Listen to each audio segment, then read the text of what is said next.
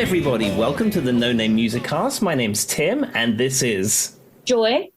And before we get started with this week's episode, I have a question for Joy. So, last week, we was looking into the music of ABBA, and we was very excited about their new album, and the fact I'd played with the guy who played with ABBA once and all that kind of good stuff. But one thing that did come up is that we found out that ABBA had released a lot of their music in Spanish, and they were very big in South America, etc.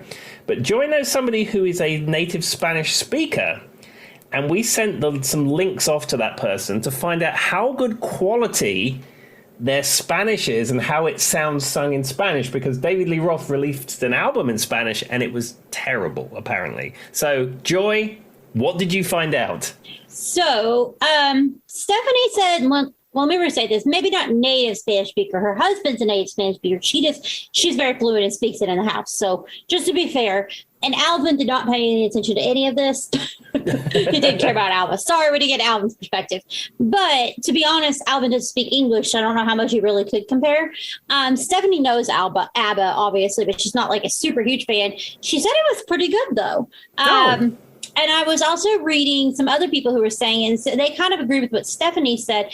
It's pretty good. Their pronunciation's not bad.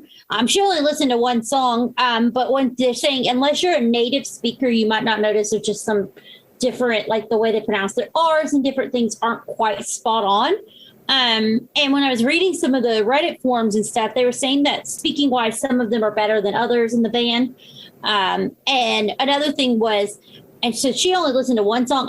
She couldn't really testify to this, but they're saying in different versions of the songs, the translation's not quite the same, but it's not because they translated it bad. It's to make the rhythm, like to make it rhyme. Yeah, absolutely. Because if you literally translated the songs, they're not going to make any sense. And they're not going to rhyme and scan and all that sort of stuff. Yes. But she said it was pretty good. It's not like what we were talking about. You were saying David Lee Roth. I said Christina Aguilera, where it just sounded like a non-Spanish Spanish person was just put on the spot and asked, hey, can you sing what this kind of sounds like? No. And it's probably because, to be honest, I mean, they speak multiple languages. So they're probably more adept to kind of learn it a little better. You know what I mean? Yeah, absolutely. Well, there we go. I'm glad that 40 years after the fact, we finally get some clarity on the ABBA Spanish situation. Yeah. After she said that to me, I just gave it a Google and found a few different Reddits that were also saying that they're pretty good. So it seems to be a pretty universal statement.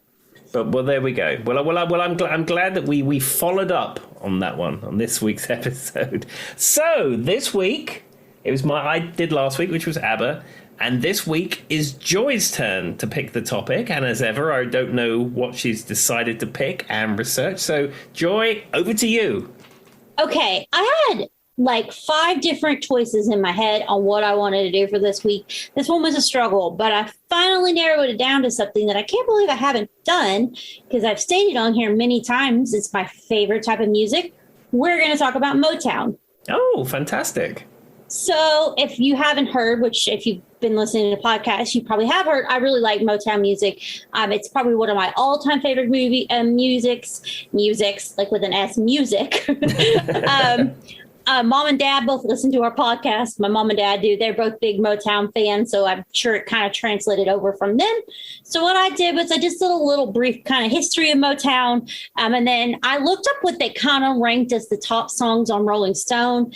But I really just want to talk about the ones that I like. Call me biased, whatever. Because, I mean, like, it's always going to be like, you know, I heard it through the grapevine. It's always going to be like the top, but we've all heard it through the grapevine a few times. That's not necessarily my favorite, if that makes sense. And Tim, you may have caught on to, what was the 80s pop duo I wrote you the other night because they did Tears of a Clown? Oh, Go West.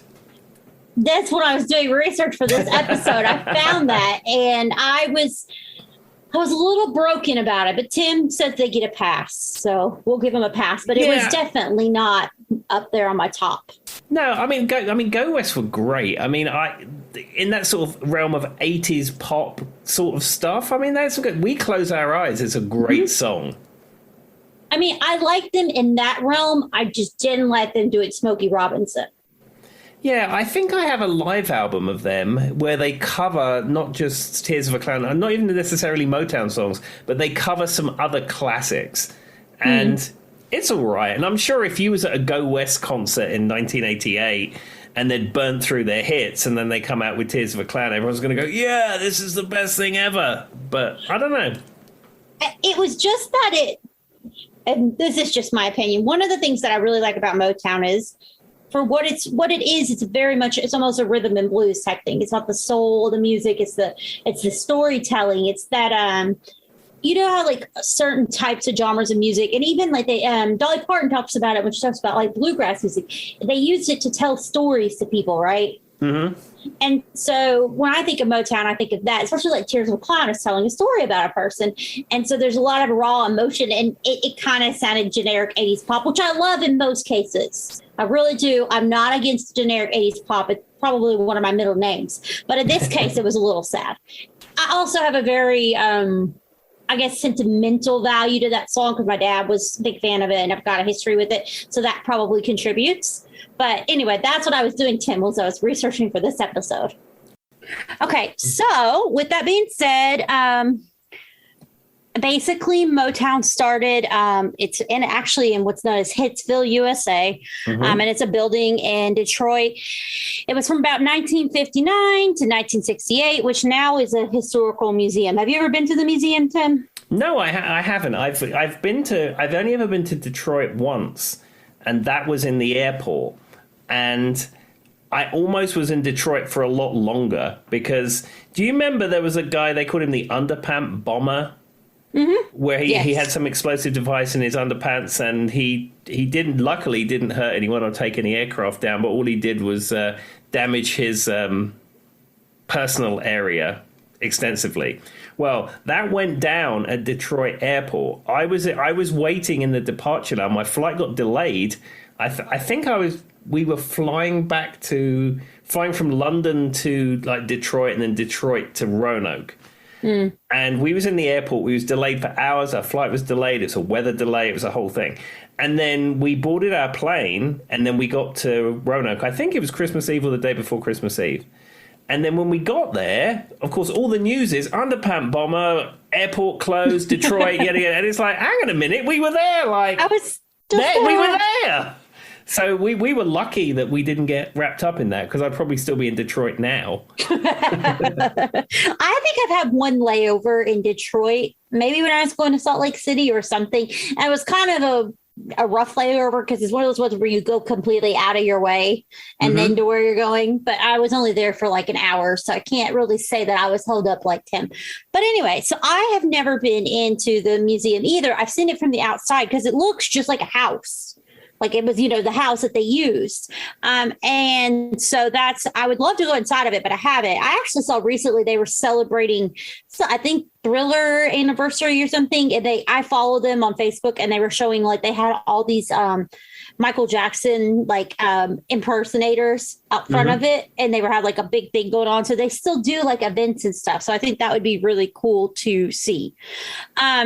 But basically, so that's kind of where they started, and it's what's known as Hitsville, USA. I think you guys can get some idea on why it might be known as Hitsville, USA. And actually, Motown's still a record to this day, technically, but it's not, I guess, as financially savvy or maybe not as known.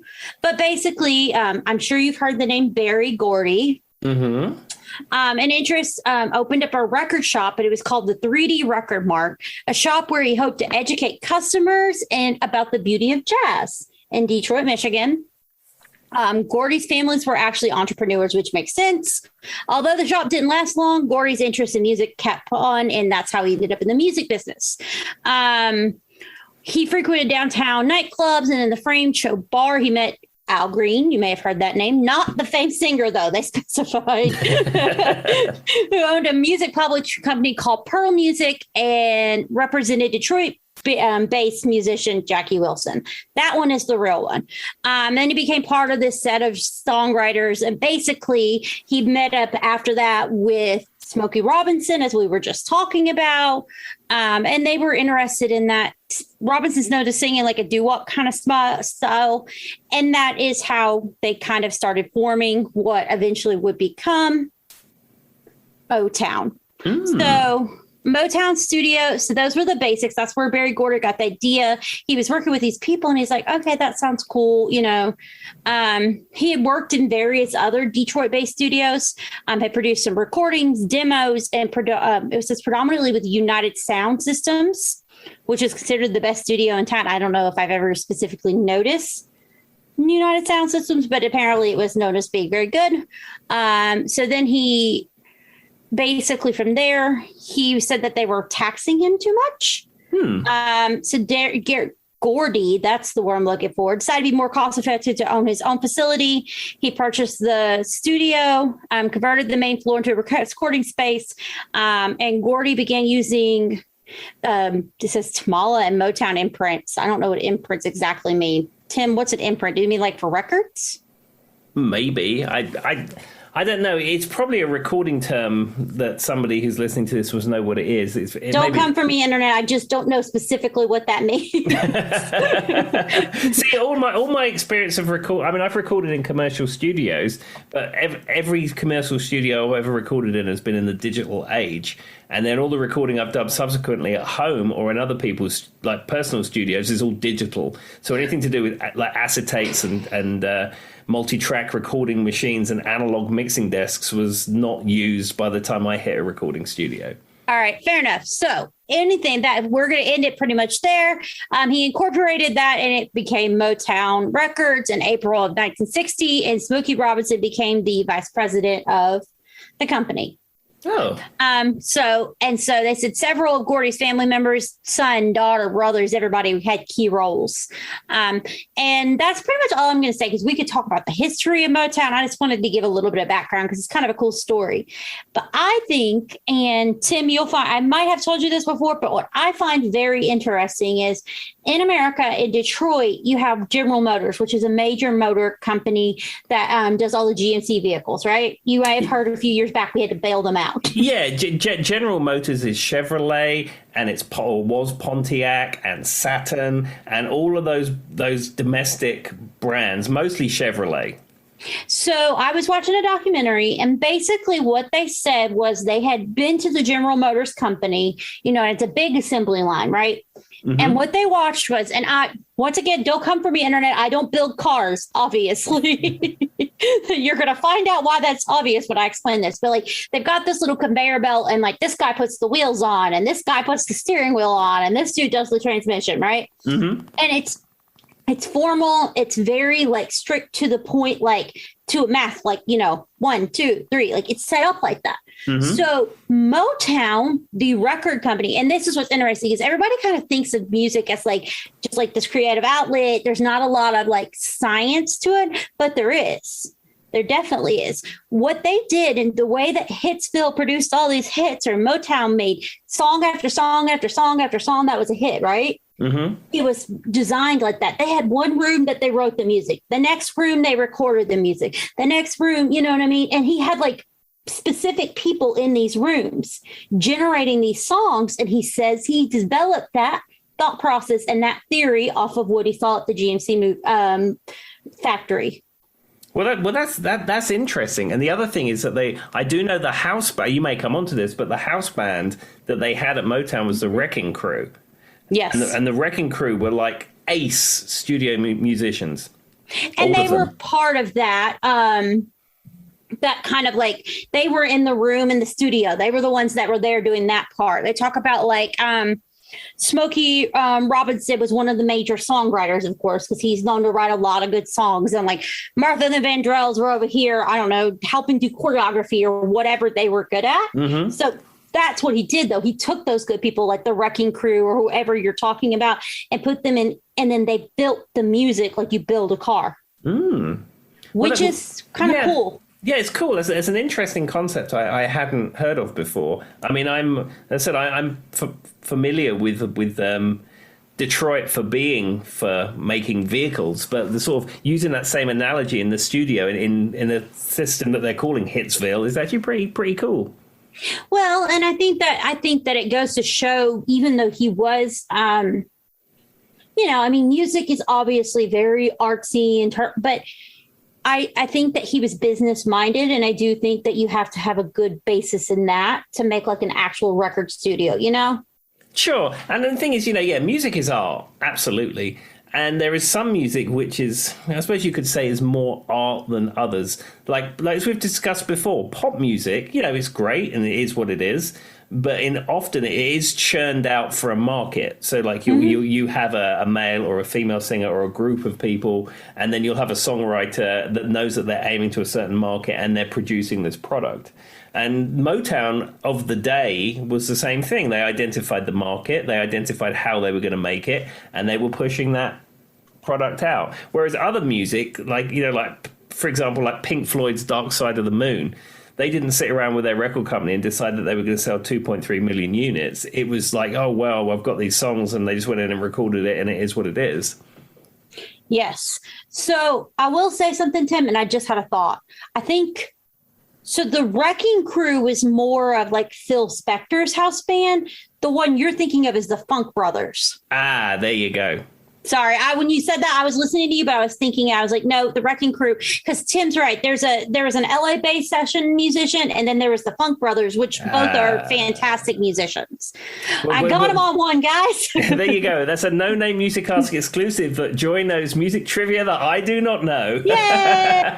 It probably will never happen. And the only reason I know this is because I did the research for this episode. There we go. Though the Wrecking Crew are fantastic, and Carol Kay, the bass player in the Wrecking Crew, is identified as probably one of the greatest bass players of all time. She was. I watched. I remember I told you I watched that documentary on him recently, and she was on there. The way she talks about music was super fascinating. But the Funk Brothers are the same type thing, only for Motown. So Phil Spector had, its famous wall of sound, and he had the Wrecking Crew that gave you that sound. Well, with the Funk Brothers, in addition to the songwriting process and producers, one of the major factors was he had a highly selected, tight-knit group of musicians. Same thing. I understand why you get confused. And so basically, they did the band tracks for most of it. Among the studio musicians, they weren't doing magic. They were musicians. they were making magical music. They were the Penn and Teller of their day. They were the Paul Daniels of their day. Fair enough. Okay. Anyway, so basically, they were known as. So the musicians were Earl Van Dyke, which I think you've probably heard of, Johnny Griffith, Joe Hunter. Guitarists were, and those were keyboardists that I was just talking about. The guitarists were Ray Monette, Joe Messina, Robert White. Eddie Willis. Percussionists were Eddie Bingo Brown, specifically Bingo. Oh, no, maybe it's actually Bongo. I'm sorry, Bongo. Jack Ashford. Drummers were Benny Benjamin. Okay, who names their kid Benny if their last name is Benjamin? Somebody who wants a kid to have a cool name that rhymes, I suppose. It's probably not his real name. Earl Jones and Richard Pistol, in parentheses. Alan, and the basses were Jamerson. Okay. Who names their kid James Jamerson and Bob Babbitt? All right. So, but they were also known for playing with the Beatles, Elvis, the Rolling Stones, and the Beach Boys. Mm-hmm. So they've also played with other ones, and they had more combined hits than all of it, is what it said after that. But what's interesting is how much lack of credit they probably get for that sound, though, in a way. Like, they're like the forgotten people, the Wrecking Crew, the Funk Brothers. Like, they're so talented, and they're literally saying they have more number one hits than all of those artists together. Sure, because when you're a session musician like that, you're paid salary. You come in, they sit the dots in front of you. You do a number of sessions a day, and you go home. That take may or may not be used. That song may or may not be used, but you got paid for it. Whereas if you are an artist, you go in and record. There's a whole thing with a record company. Maybe there's been an advance. Maybe you're going to get money. Maybe you're not. Maybe you're going to be famous. Maybe you're not going to be not. But the musicians in the background playing this stuff, it's a job to them. It's like this. They pay the guy that does the plumbing. They pay the guy that is the producer, and they pay the guy who plays the bass. It's just, it's crazy. That's how it is. And similarly, in the modern era, if you will, Steve Lukather, the guitarist from Toto, he has played on so many hits, like an obscene amount of hits. He played guitar on all of Thriller. He plays bass on Beat It. He plays the guitar solo on Olivia Newton-John's Physical. There's Lionel Richie tracks with him on. It's the breadth of the music that he's played on is hard to even fathom out. But he rarely gets credits for that stuff, or he may get a liner note in the album to say he played on it, but he doesn't get any royalties on it because he went in and it was a job, and he got paid a session fee, and he went on to the next thing the next day. Well, that actually sounds though like, if let's say you want to be a musician, but you don't want to have to deal with people recognizing your face out in the street and everything, it's the way to go. Yeah, that's true. I mean, I always thought one thing that I would like to do is not necessarily be famous. I don't know if I really want that. I mean, it's probably unlikely that's ever going to happen in my life. But, be in a band and you're the guitar player and everyone knows who you are and all that stuff. I didn't necessarily really want that. What I wanted to do was be the guitar player who played with someone like Elton John, where you get to play stadiums, you get to play great music in front of thousands of people, tour the world, have great, hotels. I always thought travel. about backup singing like that too. Yeah, and then you get paid a salary, you get paid very well, and you'd get to tour at a very high level. But for the most part, outside of the superfan community, you could walk down the street and go into Tesco or whatever, and nobody's going to know who you are. That's what I always thought about, like being a backup singer too. And then you might get to play with different artists. You know what I mean? Like you get a feel. One day I'm working with Elton John and the next day I'm with Bill Collins, right? So that would be cool too. So back to Motown. So they have what's known as referred to as the Motown sound, which you may have heard those words before. Apparently it's trademarked, by the way. The words, the Motown sound, is trademarked. Which is crazy. Which was obviously crafted towards pop music.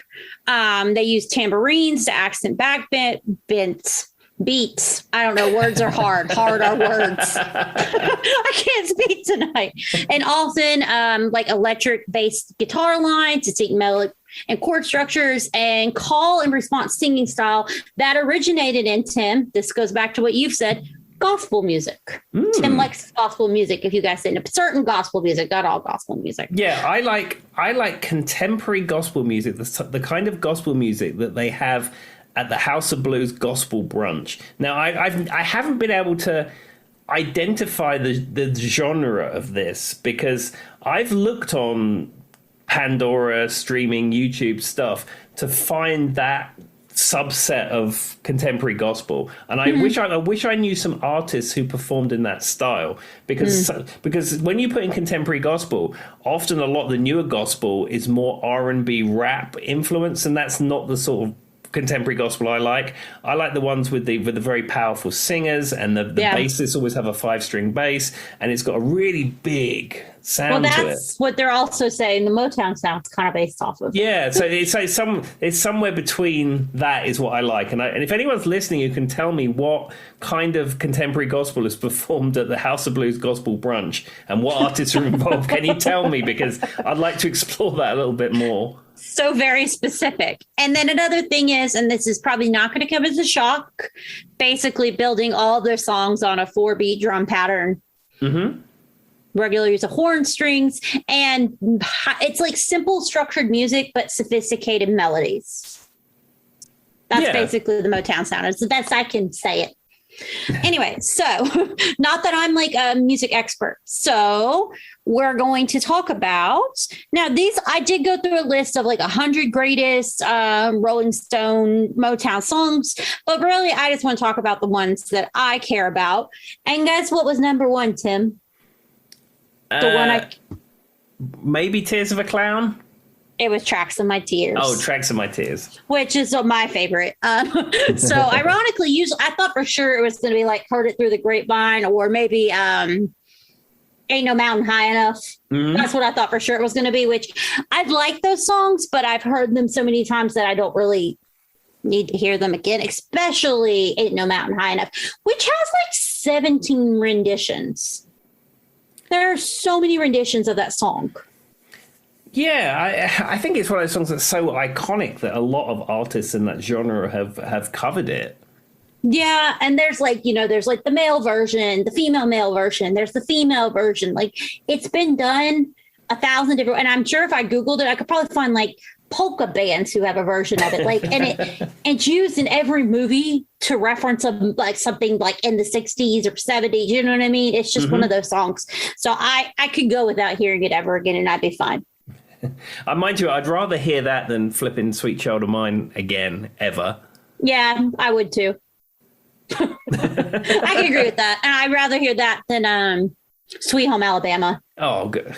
If I could, I don't know how you do this in the world, but if you can just like highlight Sweet Home Alabama and then hit delete, I don't know how that works, but I'd like that to happen. There's this stupid song, and you probably haven't heard of it, Tim, because you avoid a lot of the modern day stuff. But there's this song that became popular on the internet, and he's talking about going to Applebee's in the song.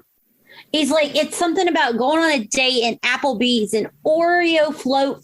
I don't even know. I will find the song, Tim, and put it in the Facebook group. Make note. But I don't really want to because it's really annoying. It's like kind of got a country sound. He's like talking about going out on and it is the most annoying song I've ever heard in my entire life. And it was on all these TikTok and videos on the internet that I kept seeing. When now Hulu has made a commercial, and you know how like I don't know how much you watch Hulu, but they play the same commercial over and over and over again. It's that song on the commercial from Applebee's. They're using it as like their theme song now, even though it's a real song. So I saw a video the other day, and the lady's like, and it was the song was playing in the background. She goes, "I am leaving now to go find every last copy of this song that's ever been made and deleting it for the world." And I should add for our friends outside of the United States, Applebee's is a casual dining chain.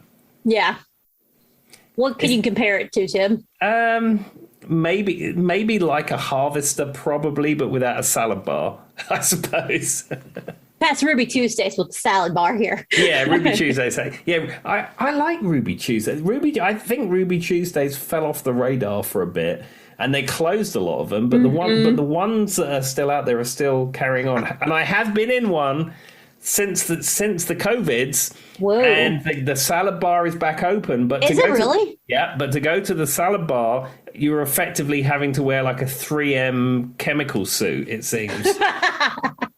I know. I'm very leery. Like we were talking about Chinese food, like Hunan House up here that has like a bar that you can, make like a plate and bring it home with you or whatever. I'm like, I don't know if I really want to go to a buffet at the moment. My problem with that Hunan House is not the food or anything about it. I've never been in there. My problem with it is the name, because I drove past it 20 times and thought it said the Human House. And I was like, what kind of food are they serving in there? For anyone who doesn't live in this area, it's spelled Hunan. Yeah, and it's on Roanoke Street. And when you drive past it, and their sign is yellow, and if you drive past it and you're not really paying attention, it says it looks like Human House. That's funny. I mean, I've ate there. The food's fine. I mean, it's just classic American Chinese food. But I'm like, I don't know. I think I might skip the buffet for a while. Yeah, we're like in Ruby Tuesdays, what you have to be masked up. And you have to wear, they give you like these long, like plastic gloves to wear that you have before you get up to it. And then they give you, I think all the tongs that you use are a use once and then you throw them out. Wow. Well, so much for us ever helping global warming again. All right. Back to Motown. So another one that was top up on the list, I think they ranked it as number 4. And this one that I absolutely adore. It's Martha and the Vandross, Heat Wave. Yeah, that's a really good song. That's a very peppy, upbeat song. Yeah, especially for some of those girl groups, it's not really about because a lot of them were like about my boyfriend's back or something like that. They're all kind of happy and upbeat, but this one's really fun, and it's not about like your boyfriend coming back. It wasn't like a dedicated love song like a lot of them. No, exactly. No, I like that song. I think that's a very good pick, and it's not one that you typically see in like when you have 25 greatest hits of Motown on this special TV offer. It's not always one of the ones that would be referenced on there. So I did find out it has a secret meeting, though. So, I mean, for those who don't know, it's literally talking about heat wave burning. That's how the song goes. Can't sing it all because we don't want to get copyrighted, but that's the song. You don't recognize it. You've probably heard it on the radio. So basically what they're saying is, before it was even a masterwork. So Martha and the Vanderbilts were opened their mouth to sing it. It was an all-time peak for the Motown house band, the Folk Brothers, especially the drums. They had put a lot of work into this song. They loved it, thought it was great. And they said even Keith Moon, I don't know who that is, tried and failed to make a copy of it. He tried. So they said basically they gave it to Martha. And they picked they said that she had one of the greatest voices. She could sing it. And it is high, it's loud, it's intense. But they said, that it's got that kind of apocalyptic final minute where Martha Reese belts, yeah, yeah, yeah. And the deal is cheer on. And they said, even if you pay attention to the back of the recording, there's a little part where she says, go ahead, girl.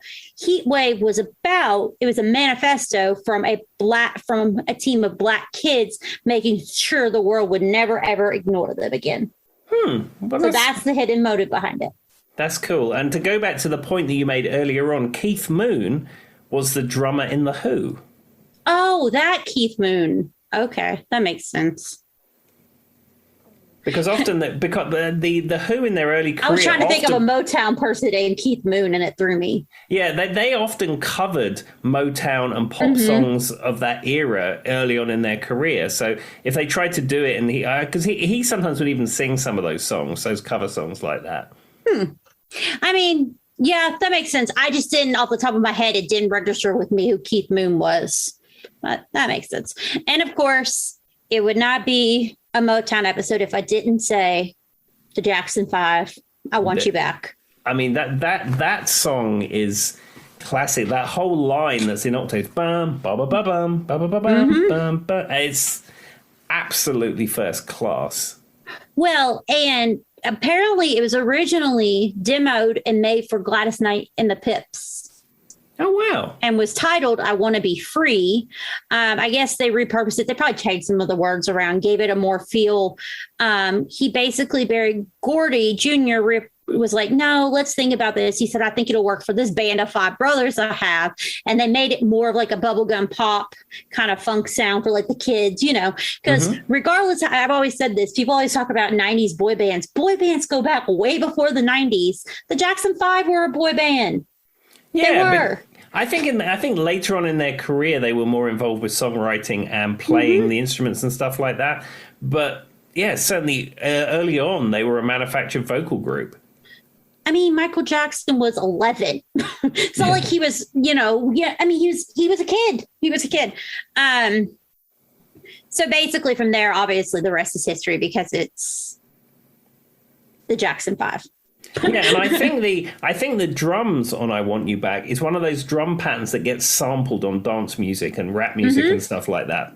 It's a very distinctive drum sound and pattern on that track. And what's interesting is that, and I think Thriller, that's not the Jackson 5, it's only Michael. But when I was trying to attempt to learn to play the drums, both those patterns were ones that you learned pretty early on because they're distinct, I guess. So that was, I actually do remember them trying to teach me it. Not like I could play it well, but they tried. Let's just say that was not a thing.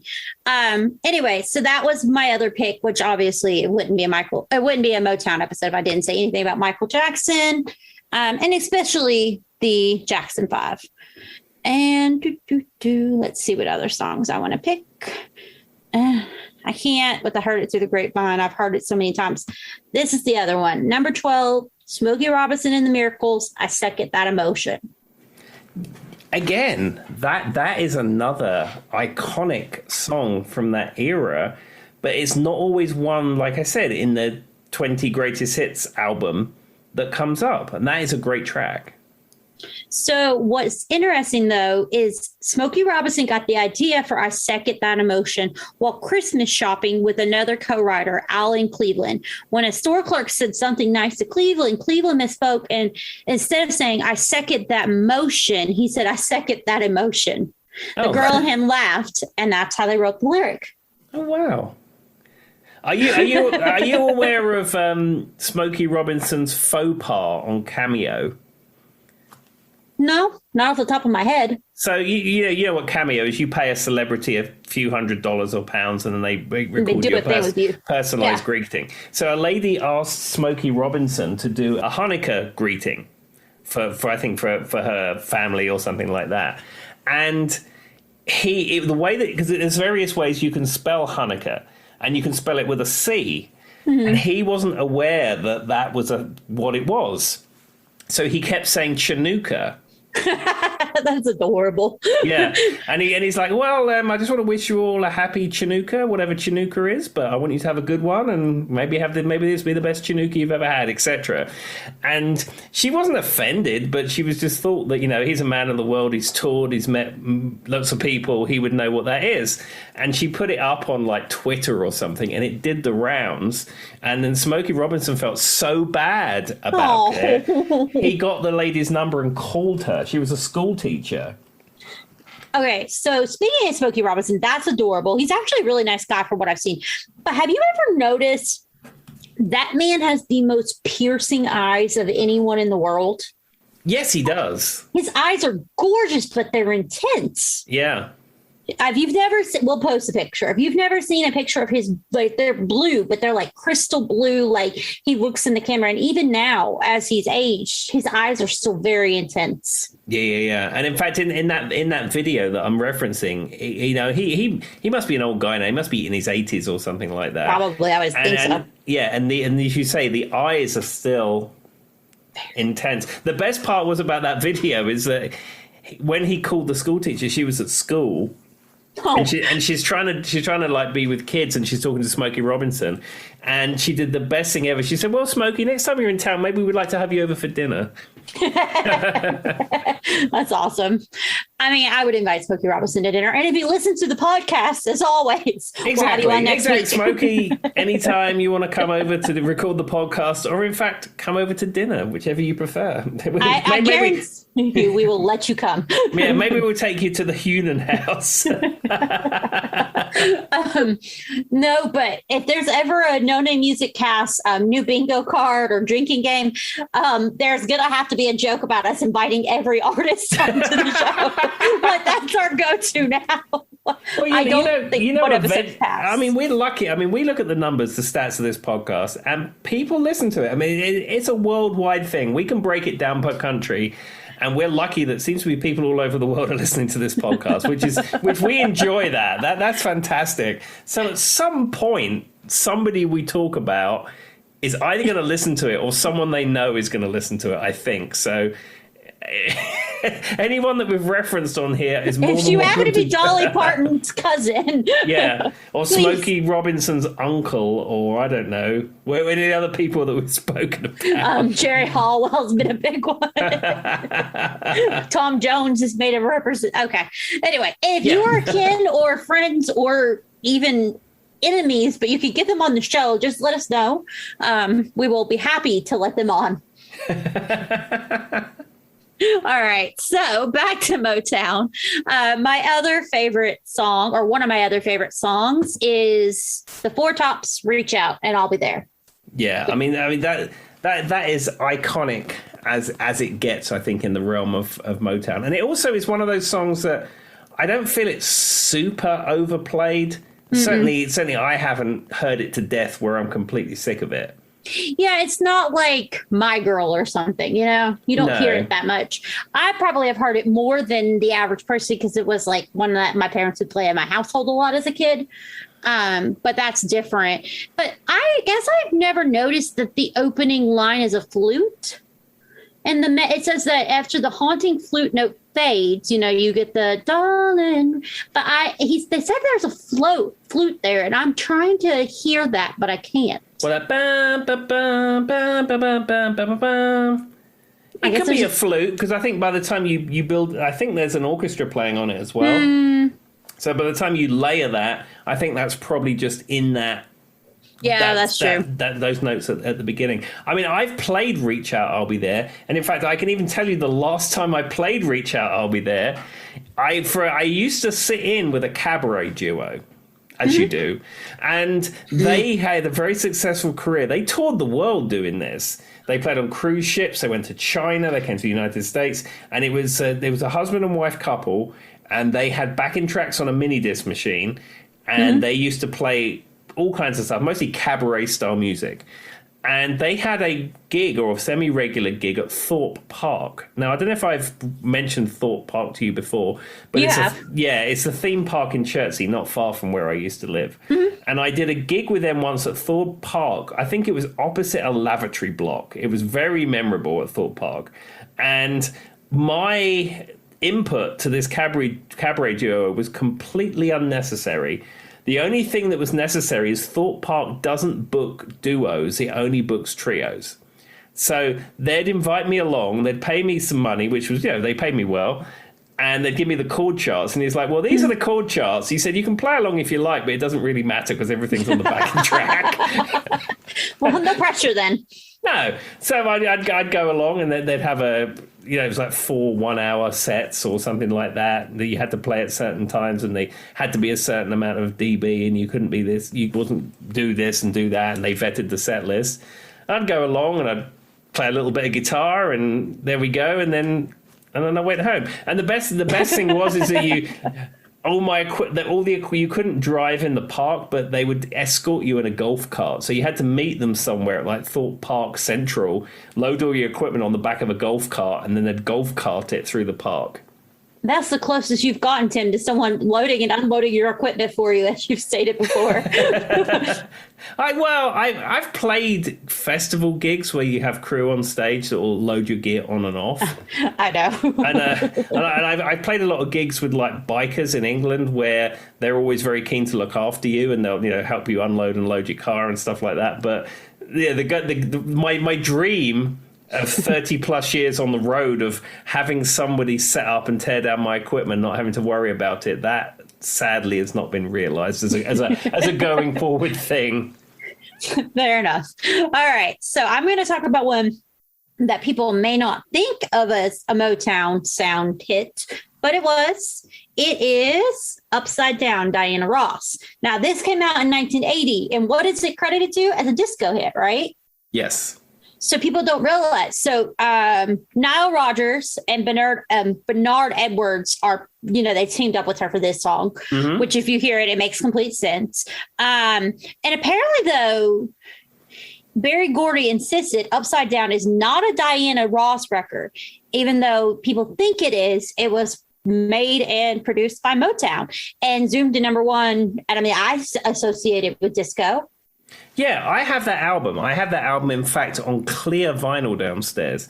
And the whole of that album is Nile Rodgers and Bernard Edwards. Yes, it's on the Motown label, but it's really a Nile Rodgers and Bernard Edwards record. Because like Upside Down has got that classic chic, funky guitar on it. And also I'm Coming Out is on the same album, and it has the same feel about it. Yeah, it's tokenly on Motown, but it's really Nile Rodgers and Bernard Edwards. So, it might be a little bit of a stretch, but I really like that song. No, it's great. That era, the disco era of Diana Ross with the Nile Rodgers production and guitar is some of the best disco funk dance music ever made. And it seems to be whatever Nile Rodgers touches completely turns to gold. There's something about his production style and that clean, funky guitar that he plays. And, it goes from Diana Ross, and then it goes to Sister Sledge, and then it goes to, and then even to Daft Punk. In fact, I was listening to Move Yourself to Dance Today, and I was thinking to myself how much that is really just a Nile Rodgers record. I can agree with that. And then the thing about it is it's him playing. It's like, I don't know how to explain it, but I can hear it. I know his sound. And we've talked about stuff, you've talked about it, Tim. When you play the guitar, and I think Ian was saying this during one of our friends from the Freak Chat were talking about this. He's like, I could tell that was Tim playing the guitar. I knew it was Tim playing the guitar. But that's because he's played in bands with you and he's a little closer and has heard a lot of your music. But yes, you can tell if you're around a person very distinctly a lot their sound, right? But generally, I couldn't tell you this is this guitarist unless I looked it up off the top of my head. But with Nile Rodgers, I feel like I can. He has a sound that is very distinct. Yeah, it's a 50s hardtail Strat. He uses the neck pickup, and he doesn't use an amp, and he plugs it straight into the mixing board and puts compression and stuff like that on it. That is that sound, that technique, that the way that he does that funky guitar thing, that is him, and that is the sound. And I love it. I love funk music. I've talked a little bit about this before. I love that kind of sound, which goes along with the Motown thing. I'm very into that kind of soul rhythm funk sound, and he does it so well. Also, he looks like a cool guy. Like when you watch him play and stuff, he seems like he'd be a cool guy to hang out with. No, Nile Rodgers is super cool. I went down a bit of a Nile Rodgers. You hung out with him yesterday. Well, I went down a bit of a Nile Rodgers rabbit hole with podcasts. So he appeared on one podcast, and I really enjoyed his interview. And I searched out for maybe 3 or 4 more where he was interviewing for various things he does, for what he's done. And he is super cool, and he's really engaging, and he's super smart, and he's a great interview, and he tells great stories. And even just like, I've seen him in some interviews. I've seen him when he's played. I've seen him perform. I don't know. Something about him tells me he would be a super cool guy to hang out with. Fun and a really good musician, obviously. Exactly. And the guitar he plays, he more or less plays the same Fender guitar for all of those hits for that sound. Huh. And he calls it the Hit Maker. That's the name of that guitar, is the Hit Maker. And he has worked out that it's generated more than $2 billion. Wow. I mean, I guess, though, for a musician, if you sit there and did that, that would be very interesting to find out how much your instrument has generated money for you. Well, the problem I have is that my instruments have generated some money, but I'm lucky that I've got some nice instruments, but they're expensive. So I think many of those instruments have been purchased by actually playing those instruments. So it sort of the whole thing sort of cancels itself out. Yeah, it all breaks even, so that's something. Yeah, that's true. Well, actually, it doesn't break even because there's been many times in my life when I've had hire purchase agreements and credit agreements for instruments I clearly don't need. So, I think I'm right. I'm currently, with all the gear I've had over the years, I think I'm running at a loss, and I always will be running at a loss. Well, you've accepted the reality that you're at. There you go. And if you go to one of Tim's gigs in the future and you donate some money, it's going to a good cause. It's instrument debt. All right. So another one that I like, and this one I don't think is as popular as I think it should be. So it's Jim Ruffin, who, if you don't know this, his brother is David Ruffin in The Temptations. What Becomes of the Brokenhearted? Yeah, I know that song. That's a great song. I don't know that I hear it that much, but then again, I don't know. It's hard for me to decide because I purposely seek out Motown, but it's not something I feel like I hear on the regular. No, I mean, I think the problem with that, and just generally, is that where are you hearing this stuff now? You're hearing this stuff now because you want to hear it. Yeah. In fact, I was having this conversation with Hannah before we started the podcast. It's like music radio. Who's even listening to that these days? Because if you're listening to a pop station, they're playing what's in the top 20, 40, whatever, and there's 15 of those songs in a loop. And you listen to a classic rock station, and they're playing 10 songs in a loop. Does anyone actually seek that out these days? I don't know. If I'm listening to the radio, it's because I was too lazy to change it. That's literally all it comes down to. Yeah, I mean, I can understand why you might want to listen to news radio. As discussed, I love NPR, and I listen to a lot of NPR. And that around here, that is on an FM station. So if you put it on in your car, and it's like news and comment and other such spoken word shows. And there's some religious stations around here, and I can understand maybe why you want to listen to that. Or sport radio. But why do you want to put... I listen to some morning shows, but it's not for the music. It's just because it's funny. Yeah, but why are you putting WROV on to listen to White Wedding for the 58 billionth time? I mean, but there has to be somebody who's doing it. And I almost feel like it's coming out of them being too lazy to change it. Yeah, you know? I don't know. It just fascinates me with how incredibly easy it is to pull something up for free. You don't have to pay for it, and you can tailor it to anything you want, yet people choose to listen to the same stuff over and over and over again. Yeah, my older sister actually said that she like half the time listens to silence in her car at this point. She's like, there's nothing on the radio for me. If I'm like too lazy to, pull out my phone, plug it into my USB or connect it with Bluetooth. She's like, sometimes I just listen to silence. Oh, I can't do that. The problem is my ears ring so bad. I can hear it ring. I can hear them ringing sometimes over the engine noise, and I can't have that. I would be worried it was my car ringing too much. let me tell you, kids, if you're listening to this, if you're 15, and start playing in a noisy rock band, that's fun. It's great. Do it. It's the best thing that you could ever do. But get yourself some molded earplugs. They're not really that expensive, and put them in at that age and continue to wear them your entire life. Don't pick them up 20 plus years after the fact, by the time when you're in a room and you'll never hear silence ever again. So that's just a little tip for our younger listeners out there who think they might be interested in playing in a rock band. Did you ever think, Tim, you were going to become this guy? This old man giving tips about what to wear in your ears? Well, yeah, there was a young guitarist who used to follow, I think he still comes sometimes, he used to follow Flager Hill around, which is the band I play in. And then as a kid, he's 14, 15 or something. He came along with his dad and they'd let him sit in on a song. And, it's cool. I mean, I did things like that when I was younger. And it's nice to, give back, if you will.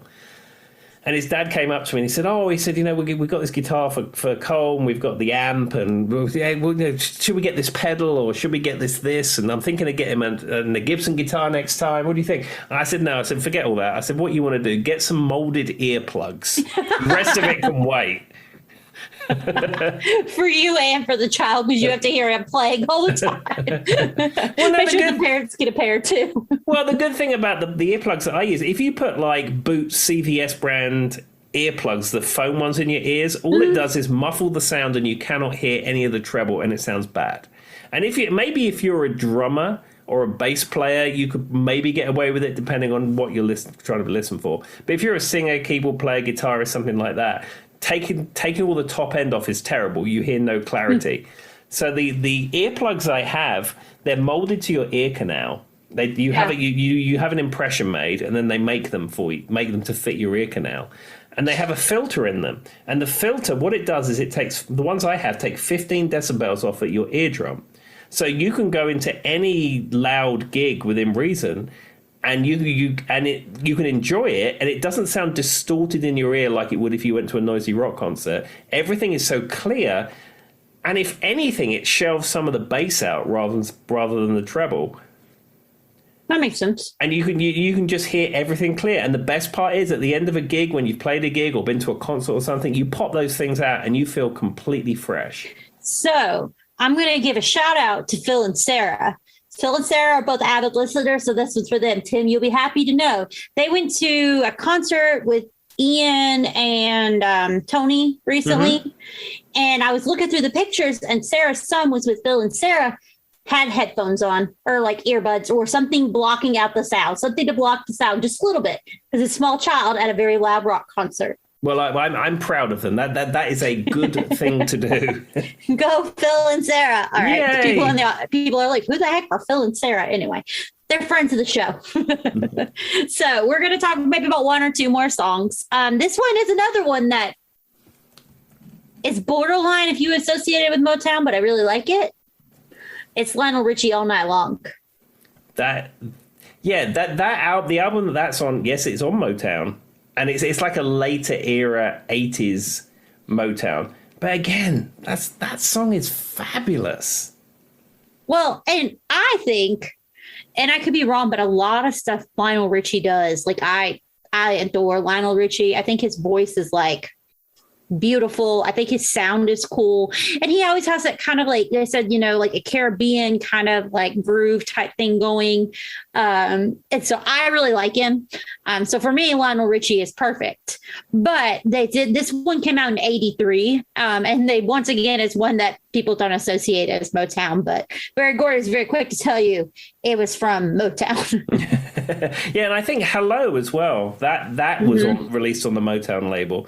And that song, people associate it with the cheesy video with the lady you can't see and the Lionel Richie, the clay thing. But you listen to that song, that is such a well-written song, and that guitar solo on it is absolutely fantastic. And I can't remember the name of the session guitarist who played it, but he does YouTube videos, and he has a tutorial of how to play the Hello solo that he played, because so many people ask him how it's done.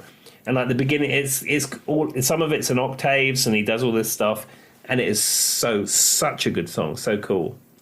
So, I mean, I agree with that 110%. It's a very cool song, and everything that he does. He has a lot of credit, I think, in his songwriting, right? Am I crazy?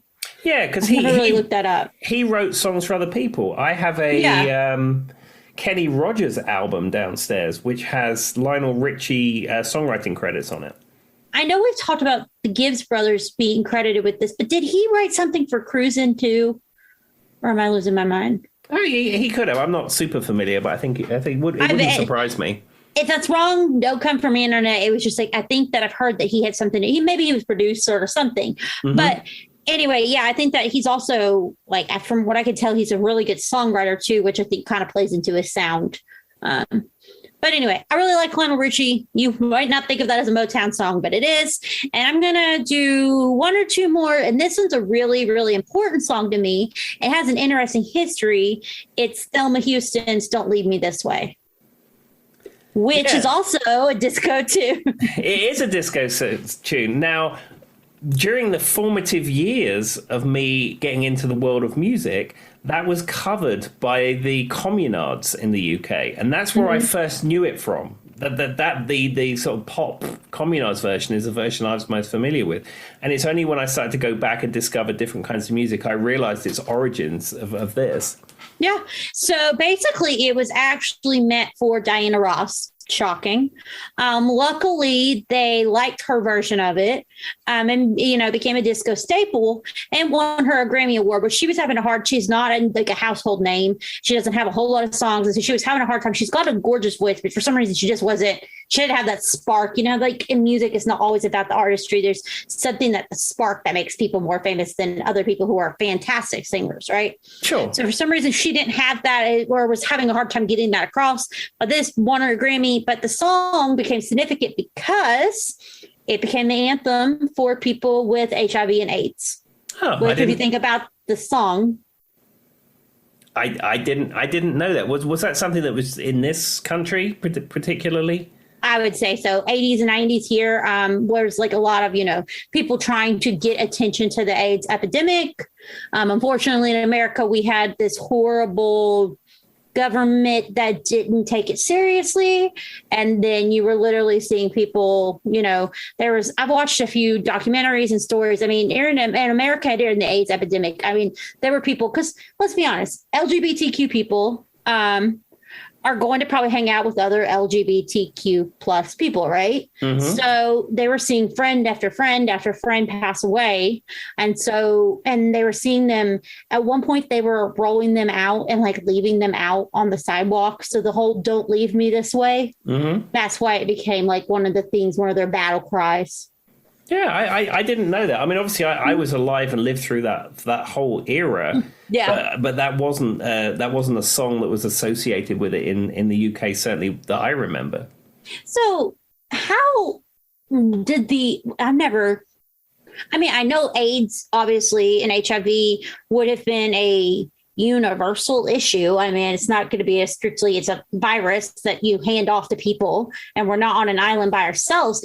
But was it as predominant in Europe as it was in America? Yeah, absolutely. I think at the very beginning, it was the community out in San Francisco and some other, like you say, LGBTQ plus communities out there where there was pockets of people dying and becoming very unwell. But certainly in the 80s, it was a thing in England as well. I remember that there was a leafleting campaign during that time where they put a leaflet through everybody's door in the entire country talking about precautions you could take and AIDS and other such things like that. They were calling it something sarcoma for a while. I don't know if you know that. In America, they were basically associating it as a form of cancer because they couldn't quite figure out what it was. There was something sarcoma, which, you've probably heard that term in reference to certain types of cancers. And so there was a lot of like miscommunication. It's a cancer. And then, how is it spread and all that stuff. Anyway, this is not a AIDS epidemic podcast, but I just thought it was cool that that's what that song was used for. Yeah, well, there you go. I didn't know that. I thought it was a great choice in song. And my last pick, and it would be a miss if I did not put this person on a Motown playlist. It's Stevie Wonder, Uptight, Everything's All Right. Oh, I mean, it's hard to pick one Stevie Wonder song. Do you pick out I Wish? Do you pick out Superstition? Do you pick out Isn't She Lovely? Do you pick out Pastime Paradise? I mean, how... In the realm of all the songs that he's released on Motown, which one do you pick? It's so hard. I mean, I could probably name 47 Stevie Wonder songs off the top of my head because I adore him. But Uptight, Everything's All Right probably ranks up there. It certainly has that classic Motown sound about it, the house band kind of sound about it.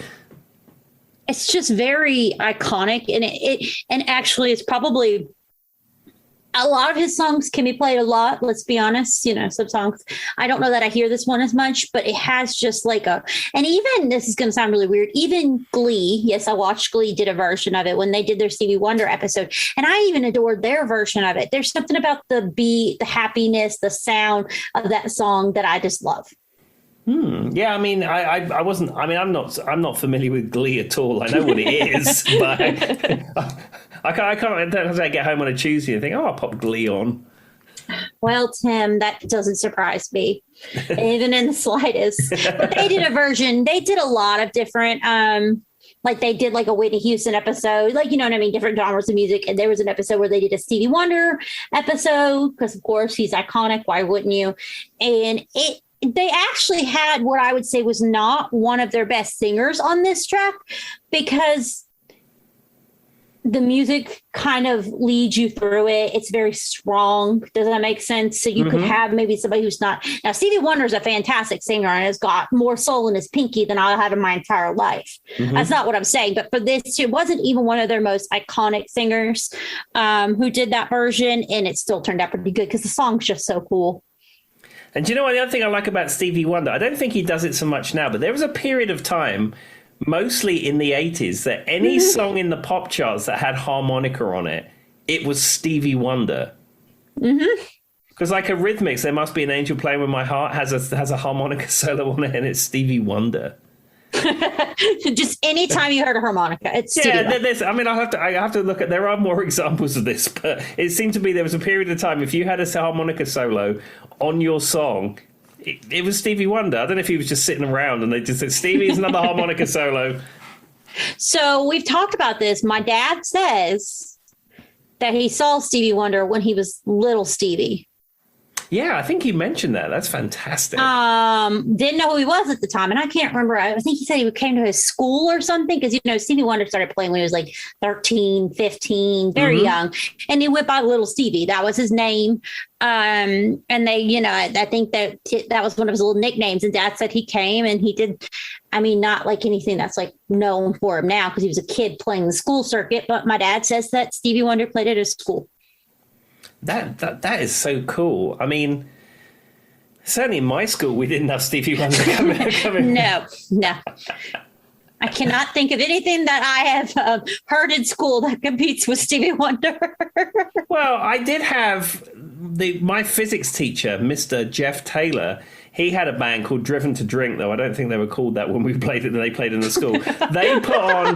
They put on a lunchtime concert when I was very young and impressionable at Lambton School in Hounslow, bingo card entry. And they played at lunchtime, and I was absolutely blown away by this. And I would say that one moment was probably incredibly pivotal why I went on to play in bands. I mean, that makes sense. Yeah, having those formative years. Yeah, seeing his band play in the assembly hall at Lambton School that one lunchtime, it was utterly mind blowing.